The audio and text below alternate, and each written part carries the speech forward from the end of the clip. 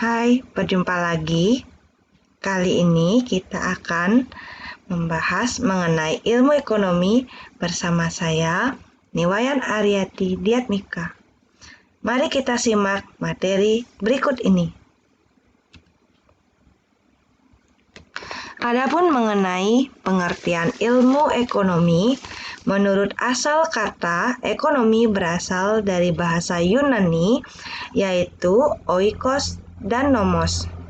Oikos artinya adalah rumah tangga atau keluarga, dan nomos artinya aturan, peraturan atau hukum, sehingga istilah ekonomi berarti mengatur rumah tangga atau keluarga.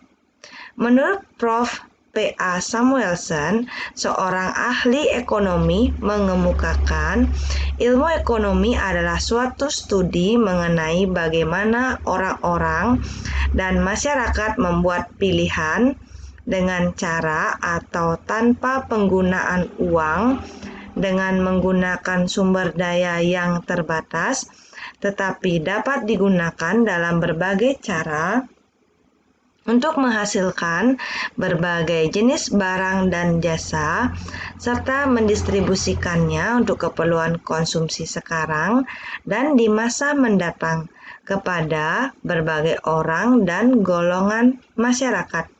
Berdasarkan definisi ilmu ekonomi yang dikemukakan oleh Prof. P.A. Samuelson, terdapat prinsip dasar yang melahirkan ekonomi adalah 1. Kelangkaan atau scarcity, 2. Pilihan atau choice. Yang selanjutnya adalah kelangkaan. Kelangkaan sumber daya terdiri dari kelangkaan sumber daya alam, kelangkaan sumber daya manusia, kelangkaan sumber daya modal, dan kelangkaan sumber daya wirausaha.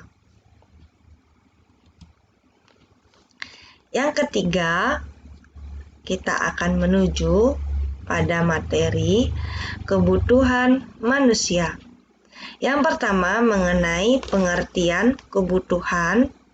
Kebutuhan diartikan sebagai hasrat yang muncul dari dalam diri manusia dan harus dipenuhi karena jika tidak terpenuhi dapat mengganggu kelangsungan hidupnya. Yang kedua, faktor-faktor yang mempengaruhi kebutuhan adalah A. Tingkat kepuasan dan gaya hidup. Semakin tinggi tingkat kepuasan dan gaya hidup seseorang, maka kebutuhannya akan semakin banyak. Begitu juga dengan umur. Umur seseorang semakin bertambah, maka kebutuhannya akan semakin bertambah. Yang kecil adalah penghasilan yang diperoleh. Seseorang yang memiliki penghasilan semakin tinggi, maka kebutuhannya juga akan semakin banyak. Pendidikan semakin tinggi juga akan menimbulkan kebutuhan yang semakin tinggi. Begitu juga dengan pekerjaan. Setiap pekerjaan memiliki kebutuhan yang berbeda-beda. Adapun jenis-jenis kebutuhan, yang pertama ada kebutuhan menurut intensitas. Yang pertama ada kebutuhan primer. Contoh dari kebutuhan primer adalah sandang, pangan, dan papan. Yang kedua adalah kebutuhan sekunder. Sebagai contoh adalah barang-barang pelengkap atau tambahan seperti HP dan sepeda motor. 3 adalah kebutuhan tersier. Kebutuhan tersier adalah kebutuhan akan barang mewah. Contohnya adalah perhiasan dan mobil. Yang ke B adalah kebutuhan menurut sifatnya. Yang pertama ada kebutuhan jasmani. Contohnya adalah makanan dan minuman. Yang kedua adalah kebutuhan rohani, misalnya adalah rekreasi dan kebutuhan untuk berdoa. Yang ke-C adalah kebutuhan berdasarkan waktu pemenuhan. Ada kebutuhan sekarang, adalah kebutuhan yang harus dipenuhi saat ini dan tidak bisa ditunda. Contohnya adalah ketika lapar harus makan, dan ketika sakit harus berobat. Yang kedua adalah kebutuhan masa datang atau depan. Contohnya adalah tabungan pendidikan untuk perguruan tinggi suatu saat nanti. Yang kedua adalah kebutuhan berdasarkan subjek atau pihak yang membutuhkan. Yang pertama ada kebutuhan individu, contohnya adalah dokter memerlukan stetoskop, pelajar memerlukan buku. Yang kedua adalah kebutuhan masyarakat atau publik atau kelompok.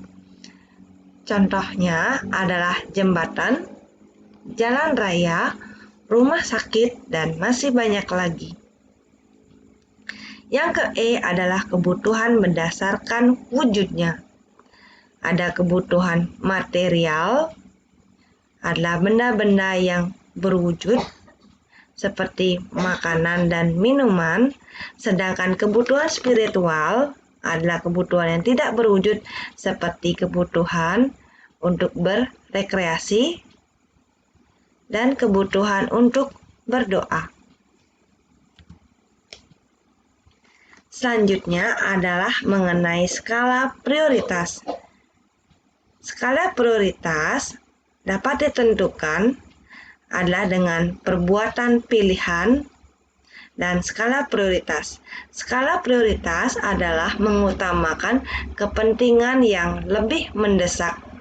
Apabila dihadapkan pada suatu situasi pada saat lapar, apakah akan membeli makanan atau membeli buku, maka yang paling mendesak adalah makanan, maka skala prioritasnya adalah membeli makanan. Jadi skala prioritas adalah mendahulukan kepentingan yang paling mendesak.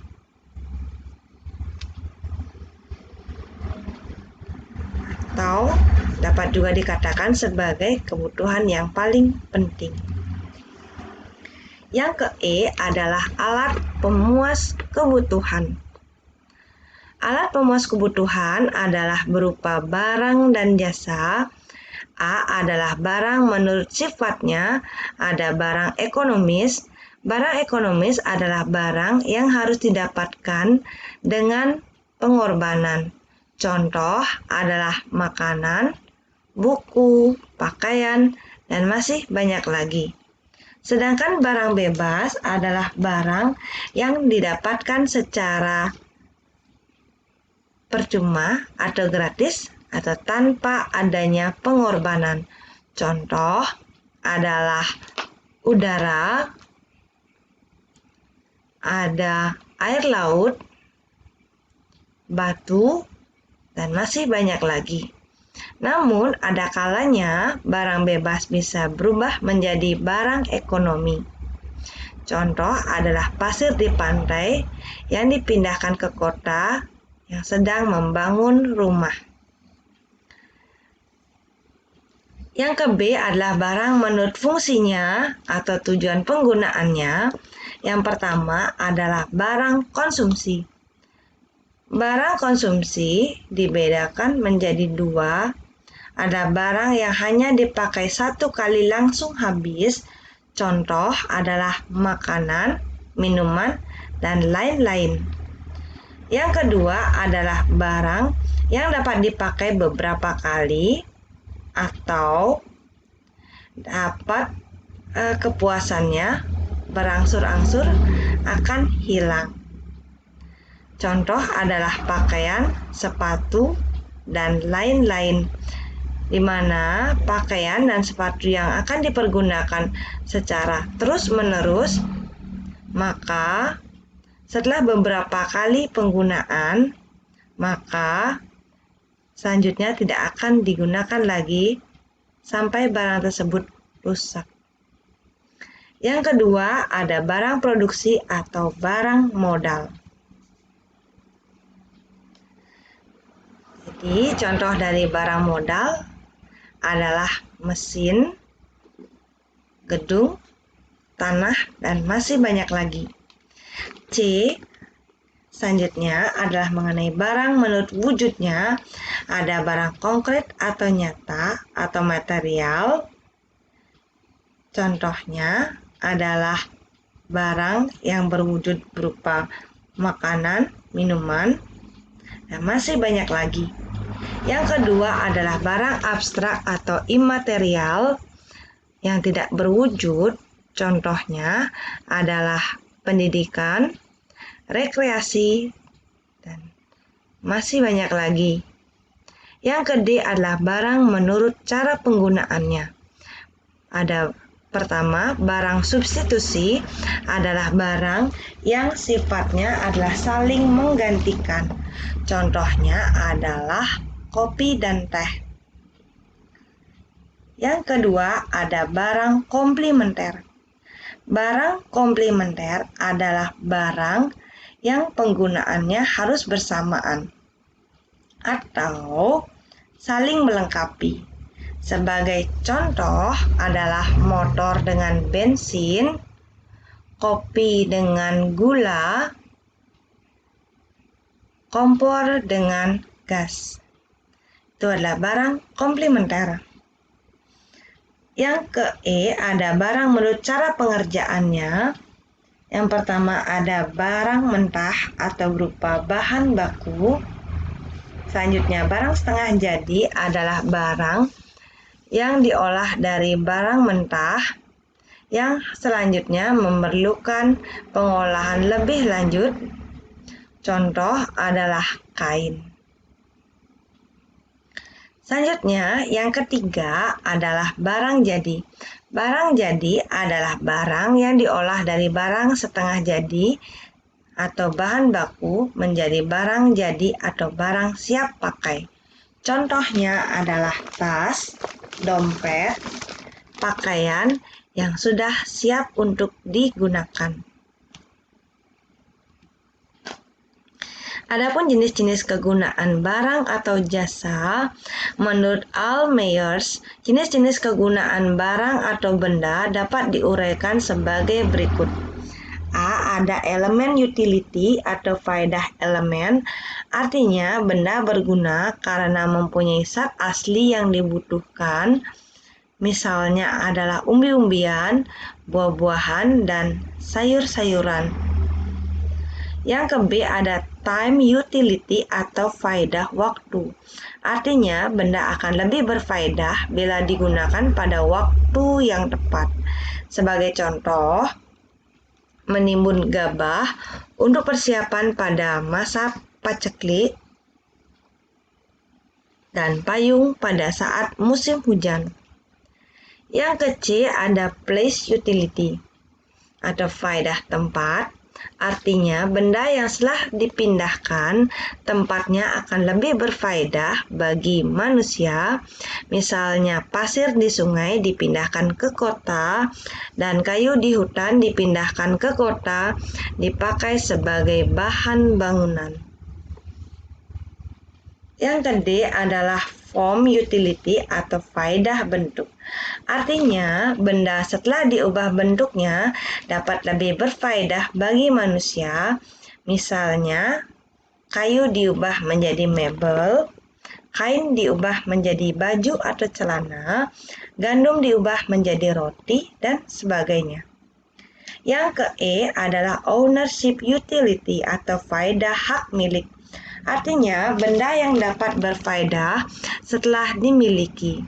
Misalnya, mobil yang masih di toko setelah dibeli oleh konsumen akan menjadi lebih berguna. Begitu juga dengan semua barang-barang yang masih ada di toko yang belum dibeli oleh konsumen, belum memiliki faedah, dan setelah dibeli dan dimiliki oleh seseorang baru akan memiliki faedahnya. Selanjutnya ada biaya sehari-hari dan biaya peluang. Biaya sehari-hari adalah biaya atau ongkos yang dikeluarkan untuk mencukupi kebutuhan sehari-hari dengan berbagai macam barang atau jasa yang diperlukan agar tercapai kemakmuran. Biaya peluang atau biaya implisit atau ongkos alternatif atau opportunity cost adalah sejumlah barang atau pendapatan yang harus dikorbankan agar sejumlah barang yang lain dapat diproduksi atau digunakan, atau kesempatan untuk memperoleh sesuatu yang hilang karena telah memiliki alternatif lain.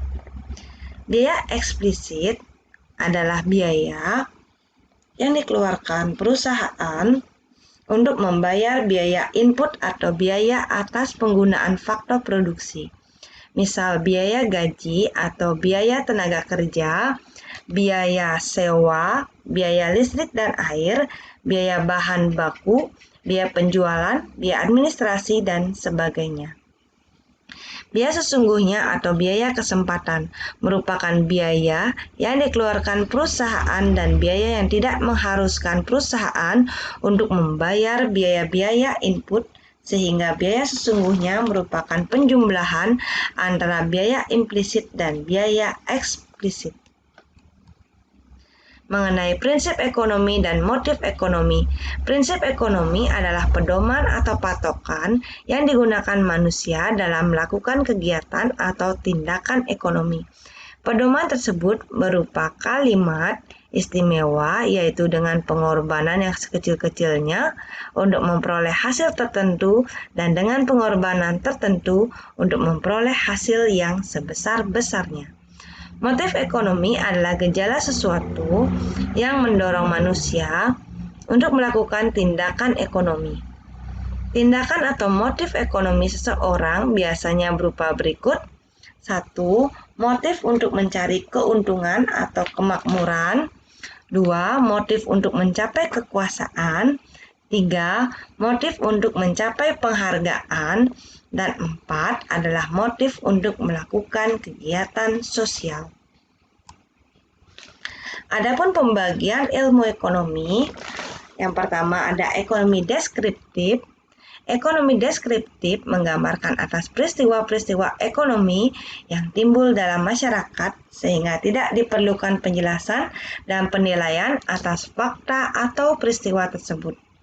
Ekonomi teori dasar dalam ilmu ekonomi dibedakan menjadi dua, yaitu teori ekonomi mikro yang membahas permasalahan bersifat parsial atau bagian kecil dari kegiatan perekonomian, dan teori ekonomi makro yang membahas permasalahan ekonomi yang bersifat global atau menyeluruh. Yang ketiga adalah berupa ekonomi terapan, contohnya adalah ekonomi koperasi, ekonomi perbankan, ekonomi perpajakan, dan masih banyak lagi. Yang selanjutnya adalah ekonomi syariah. Ekonomi syariah, adapun pengertiannya, adalah cabang ilmu ekonomi yang mempelajari perilaku ekonomi manusia yang perilakunya diatur berdasarkan aturan agama Islam atau prinsip-prinsip Islam dan didasari dengan tauhid sebagaimana dirangkum dalam rukun iman dan rukun Islam. Tujuan ekonomi syariah adalah terdapat beberapa tujuan sistem ekonomi Islam atau syariah, antara lain konsumsi manusia dibatasi sampai pada tingkat yang dibutuhkan dan bermanfaat bagi kehidupan manusia. Alat pemuas kebutuhan manusia seimbang dengan tingkat kualitas manusia agar ia mampu meningkatkan kecerdasan dan kemampuan teknologinya guna menggali sumber-sumber alam yang masih terpendam. Dalam pengaturan distribusi dan sirkulasi barang dan jasa, nilai-nilai moral harus diterapkan. Pemerataan pendapatan dilakukan dengan mengingat sumber kekayaan seseorang yang diperoleh dari usaha halal, maka zakat sebagai sarana distribusi pendapatan merupakan sarana ampuh. Menyediakan dan menciptakan peluang-peluang yang sama dan luas bagi semua orang untuk berperan serta dalam kegiatan-kegiatan ekonomi. memberantas kemiskinan absolut dan memenuhi kebutuhan-kebutuhan dasar bagi semua individu masyarakat, mempertahankan stabilitas ekonomi dan pertumbuhan, dan meningkatkan kesejahteraan ekonomi. Adapun prinsip dasar yang digunakan dalam ekonomi syariah, ada berbagi sumber daya dipandang sebagai pemberian atau titipan dari Allah Subhanahu wa Ta'ala kepada manusia. Mohon maaf kalau ada kesalahan. Dan Islam mengakui pemilikan pribadi dalam batas-batas tertentu. Kekuatan penggerak utama ekonomi Islam adalah kerjasama. Ekonomi Islam menolak terjadinya akumulasi kekayaan yang dikuasai oleh segelintir orang saja. Ekonomi Islam menjamin kepemilikan masyarakat dan penggunaannya direncanakan untuk kepentingan banyak orang, dan seorang muslim harus takut kepada Allah dan hari penentuan di akhirat nanti. Zakat harus dibayarkan atas kekayaan yang telah memenuhi batas atau nisab, dan Islam melarang riba dalam segala bentuk. Adapun karakteristik dari ekonomi syariah, ada beberapa karakteristik ekonomi Islam yang dapat diringkas adalah harta kepunyaan Allah dan manusia merupakan khalifah atas harta, ekonomi terkait dengan akidah, syariah, hukum, dan moral, keseimbangan antara kerohanian dan kebendaan, menciptakan keseimbangan antara kepentingan individu dan kepentingan umum, kebebasan individu dijamin dalam Islam, negara diberi wewenang turut campur dalam perekonomian, adanya bimbingan konsumsi, adanya petunjuk investasi, adanya zakat, dan adanya larangan riba. Sekian materi. Saya ucapkan terima kasih. Apabila ada kesalahan kata atau pengucapan, mohon dimaafkan. Apabila ada saran dan kritik yang ingin disampaikan, silahkan berkomentar pada kolom komentar di bawah berikut ini. Terima kasih.